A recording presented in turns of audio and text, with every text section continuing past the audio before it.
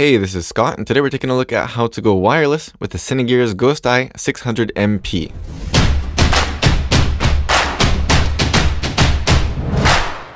So first up, and just to get it out of the way, this is not the cheapest thing in the world, but you probably already know what your budget is if you're looking for something like this. If you're comparing it to the very well-known Teradek or something like that though, it's very affordable by comparison.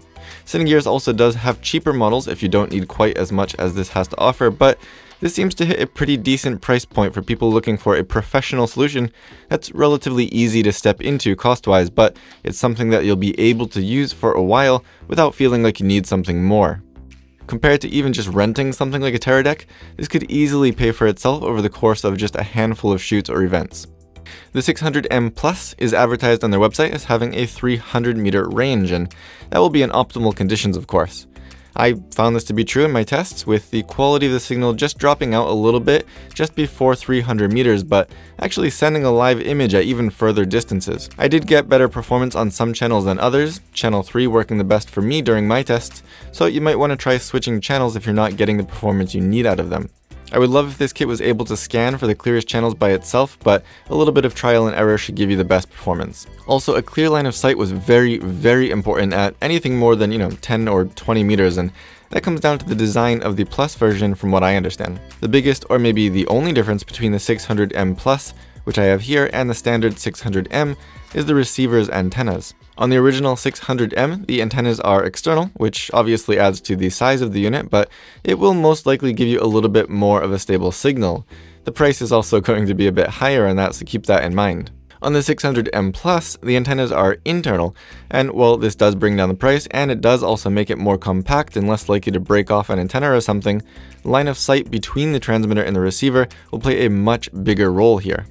On a very positive note, the signal reconnects automatically and nearly instantly once you're back in range, so it's pretty much foolproof in that regard.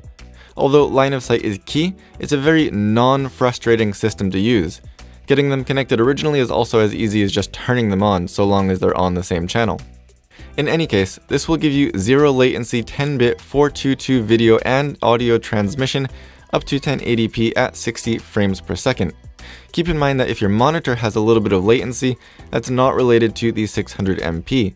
What you'll get though is a speed pretty much identical to what you would get hardwired to your monitor, which even with a lot of cheap monitors is more than good enough for something like pulling focus.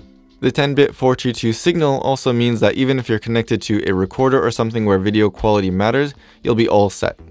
You get a lot of flexibility in this kit because not only is it compatible with any of the other Sdi models, but you're also able to cross-convert SDI and HDMI signals. You get both HDMI and SDI in options with an SDI pass-through on the transmitter, so you can still pass through the signal to an onboard monitor when you're using the system. There is no HDMI out on the transmitter though, so if you want to pass through the signal to a monitor on your camera that only has HDMI connections, that's not going to work for you. The receiver, however, does have HDMI as well as 2 SDI outputs, so no matter what type of connection your monitor or recorder has on the receiver end, you'll be covered. I've been using the system a lot with the SDI pass-through to an on-camera monitor, and it works beautifully. 2 SDI cables are also included in the kit, which is really nice. You can get this with a few different battery styles, and in this case I have the NPF style, but you can also power it externally using the D-tapped 2-pin LEMO cables that are also included in the kit, so you're ready to go right out of the box. For the setup that I've been using most often, the camera, monitor, and the Sdi transmitter are all powered off of a Bebob battery plate, and the Sdi unit is said to use 9 watts of power. In practical use, I don't see a huge difference in the battery life with or without it. With a smaller battery like this small NPF battery mounted directly onto the unit, it gets about 2 hours. The battery voltage will display on screen, and right around 6 volts is where it seemed to die. It starts blinking when the voltage is low, so you can see that and you should start thinking about changing batteries at that point. For me, using such a small and cheap battery and still being able to get a couple hours of use out of this unit is really nice. There are fans in here, so you'll want to keep that in mind if you're recording audio. The fan in the transmitter is a lot quieter than the fan in the receiver though, so it shouldn't be a huge problem in most cases.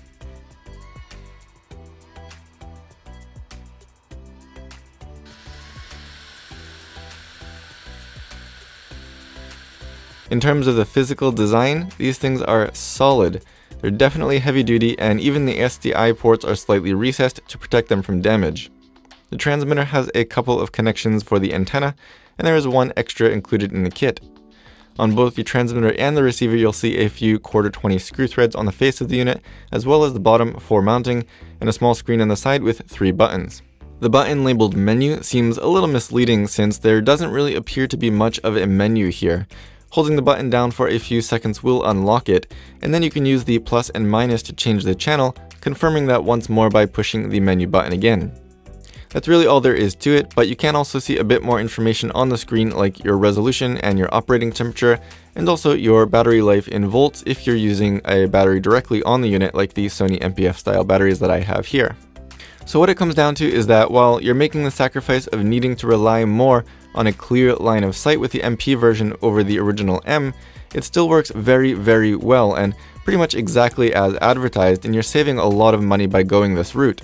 The build quality is amazing, and with everything included in the kit, you're pretty much ready to go right out of the box. You've got ultimate flexibility with both HDMI and SDI options, including cross conversion, and a plug and play level of usability. While it's not cheap, this is a very, very cheap by comparison way to get into a professional wireless video system, and I think it's going to be a great option for a lot of people with limited budgets who don't want to have to make sacrifices in quality. With a build quality that seriously inspires confidence, it seems like a system that should keep you happy for a while too. Only time will tell how much of a beating this can actually take, but so far, so good.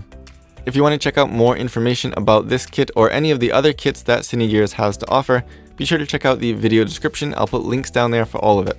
If you have any questions or comments, be sure to leave those down below and I will do my best to get back to you. If you like this video, don't forget to give it a thumbs up, subscribe to see more in the future, and as always, thank you for watching.